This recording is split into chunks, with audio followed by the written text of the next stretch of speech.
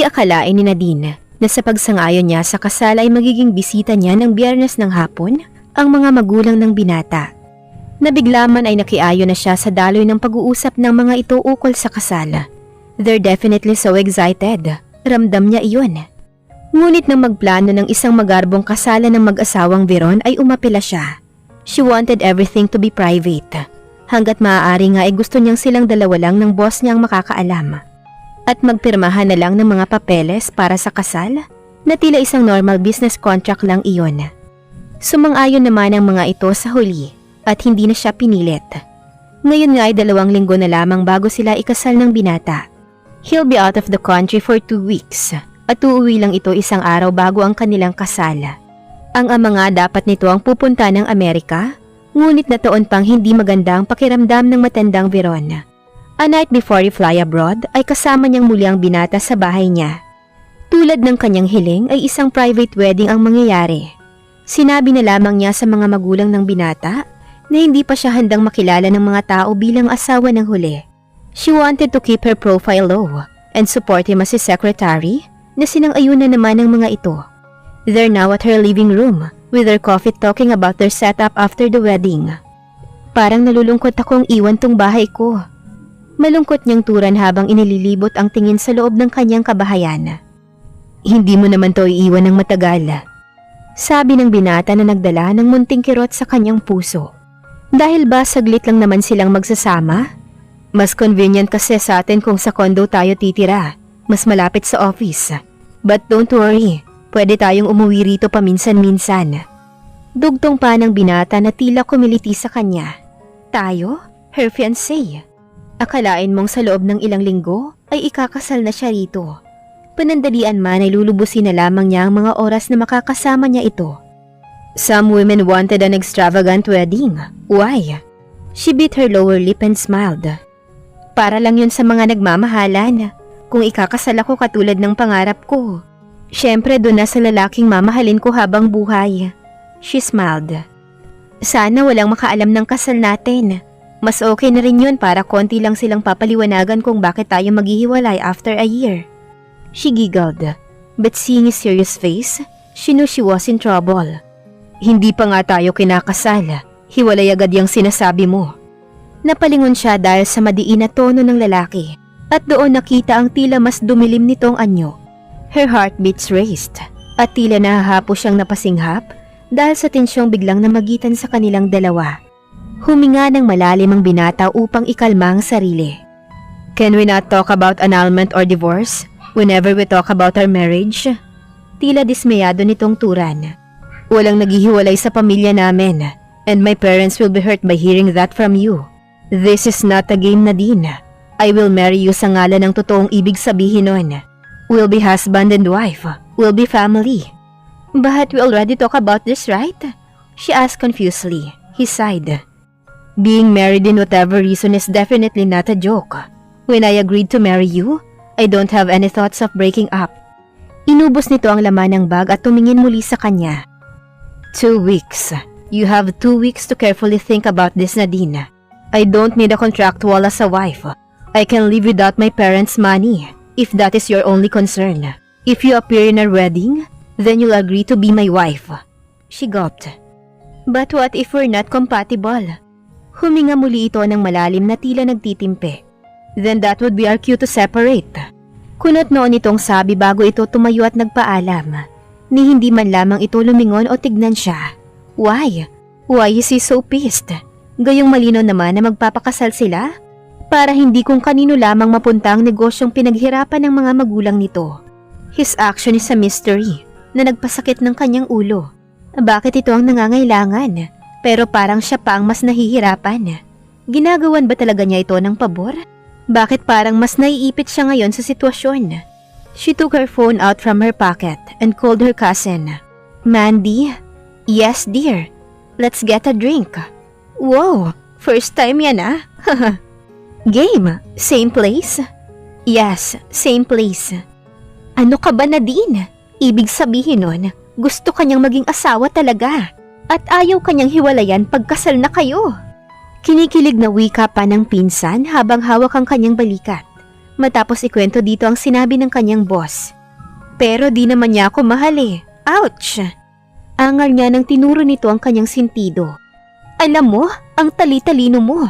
Hindi mo man lang mapagtagpi-tagpi yung mga clues ng boss mo. What clue? Mandy rolled her eyes and shook her head. Hi dearest cousin. Basta malalaman mo din yun.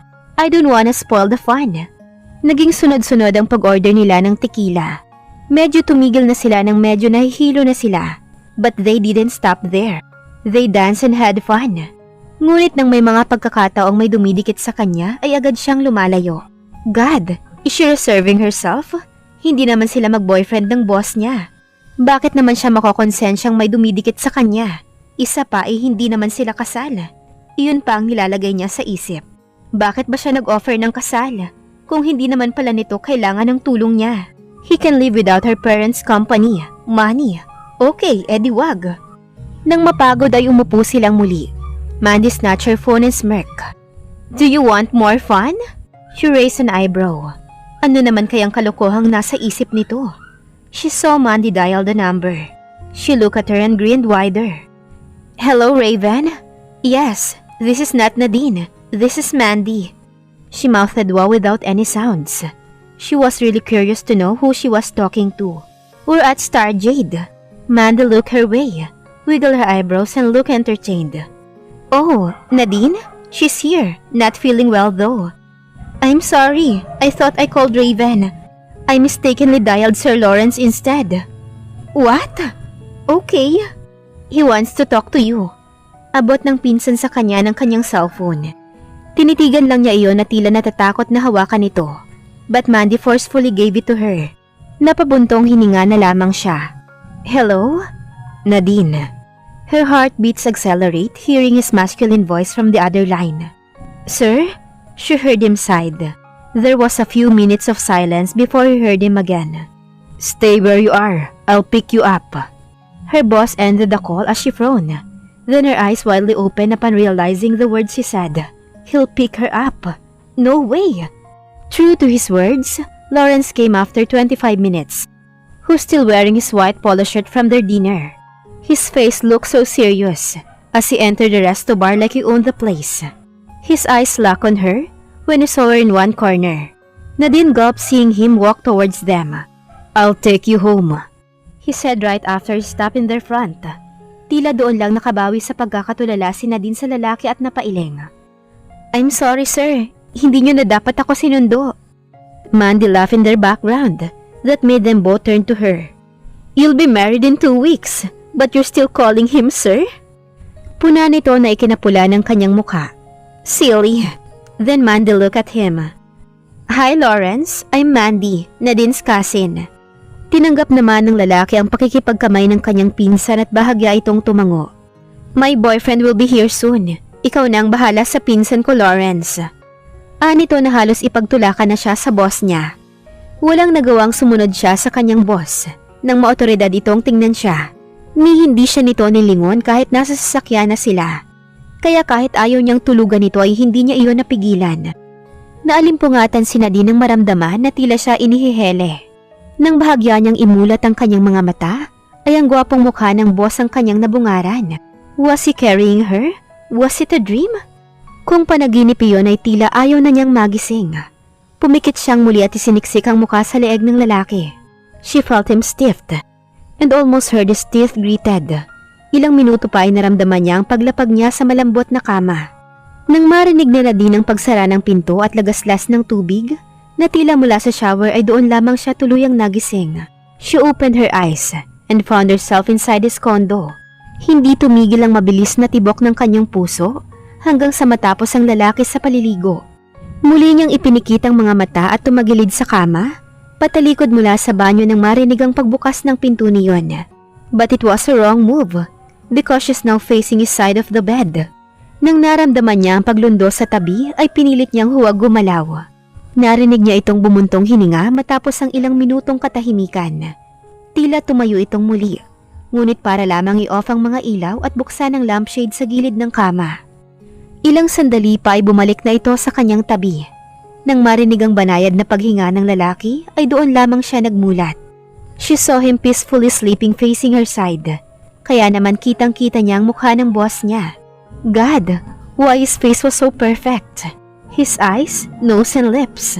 Ang mga mata nitong laging seryoso, ngayon ay napakaamong tignan. He was like an angel, a very gentle one. Kabaliktaran tuwing gising ito at tila laging galit. She smiled. Nang magising sa Nadine kinabukasan ay wala na ang lalaki. Nag-iwan ito ng note sa harap ng kanyang mga pagkain sa lamesa. Eat. Napangiti si Nadine dahil tila naguutos din ito sa isang salitang nakasulat doon. It was so him. His flight was 8 and it was already 9 o'clock. Malamang ay nasa eroplano na ito at natutulog. O hindi kaya ay nagbabasa pa rin ng ilang dokumento kasama ang personal nitong assistant na si Maximo. She shrugged and picked on her breakfast. Napawaw siya nang makitang tila galing ang pagkain sa isang magazine. Kinuha niya ang kanyang cellphone at kinuhanan iyon ng litrato. The foods look so yummy. She posted it on her Instagram and captioned it with just a heart.